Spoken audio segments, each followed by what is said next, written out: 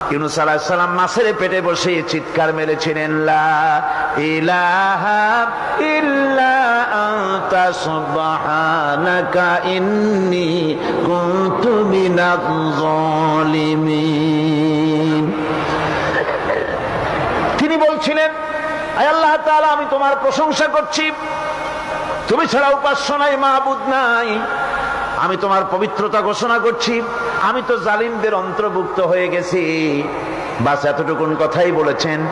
আল্লাহ পাক বলছেন, ইউনূসের ডাক তো কেউ শোনে নাই, পানির মধ্যে কেউ শোনে নাই, জমিনের কেউ শোনে নাই, মহাশূন্যের কেউ শোনে নাই, কিন্তু মাছের পেটের ভেতরে থেকে গভীর অতল দরিয়ার তলদেশ থেকে মাছের পেটের ভিতরে বসে আমার ইউনূস যে ডাক দিল, ওই ডাক আমি আরশের মালিক আমি শুনতে পেয়েছি, আর সঙ্গে সঙ্গে জবাব দিয়েছি, ফাস্তাজাবনা লাহু ওয়া নাজ্জাইনাহু মিনাল গাম্মি ওয়া কাযালিকা নুজিল মুমিনিন। ডাকের সাড়া দিলাম, বিপদ দিয়া বাঁচায় দিলাম। শুধু ইউনূসের নাম